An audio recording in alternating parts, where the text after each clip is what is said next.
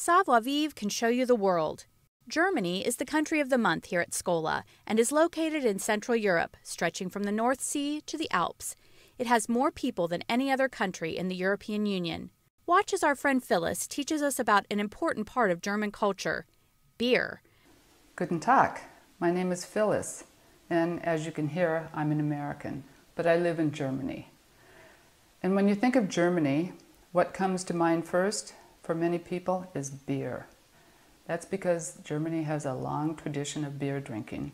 In fact, the World Health Organization says it is number 3 in beer consumption per capita, behind the Czech Republic and Austria.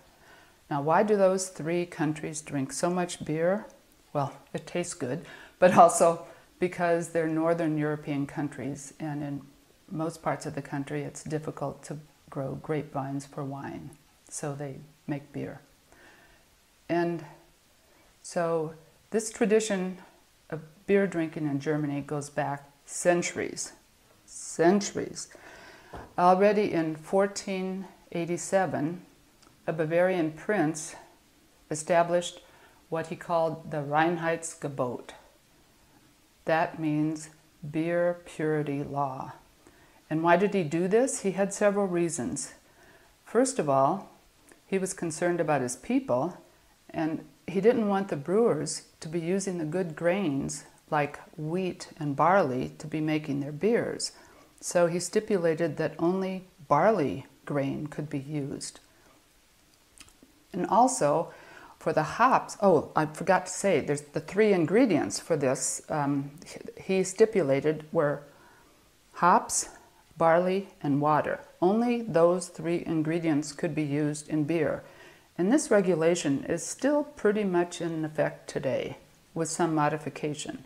Okay, why did he do this? Well, as I said, he didn't want the brewers to be using the good grains. He wanted the good grains, like wheat and barley and rye, to go for bread for his people. The hops is what brewers use to make the beer a little bitter, and also as a preservative. But a lot of brewers were using some strange things instead, and so he wanted to end that too, because that was unhealthy. He also used this opportunity to set the price for beer and also a tax. So this law spread throughout Bavaria. Other princes took it up, and it was the law of the land there. But in the rest of Germany, brewers could make whatever kind of beer they wanted. Well, things went along fine until 1871, and that's when Germany first unified in modern times. And Bavaria said, you know what, we're not going to join this union unless everybody accepts our Reinheitsgebot, our purity law for beer. Well, the other Germans didn't like that very much, but they needed Bavaria to join, and so they agreed. And what this did was it knocked out these specialty local breweries, or at least prevented them from making interesting beers, like cherry beer, which you can still find in Belgium. So we've got 3 ingredients. What can you make with barley, hops, and water? Well, the basic beer is Pilsner. And by the way, Germany didn't invent this. The Czechs have that honor. So this is my favorite, König Pils, which means king of beers. Interesting, huh? Okay, you see it's a nice yellow color. It should have a bigger head on it, but I poured this too early. Okay, it's a beautiful beer. And that's pretty much the beer of the land. And now you say, but there are so many beers in Germany. Yes, there are different brands. Every big city has at least one brewery.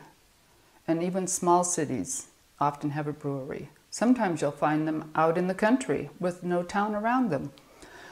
So they're all different, and they use the hops and the barley to adjust their own flavor. But it's basically a Pilsner. Have a König. So, auf Wiedersehen und Prost. For the full video on German beer culture, as well as many others from Germany and countries all over the world, explore Savoir-Vivre at SCOLA. Visit our website at www.scola.org for your free trial today.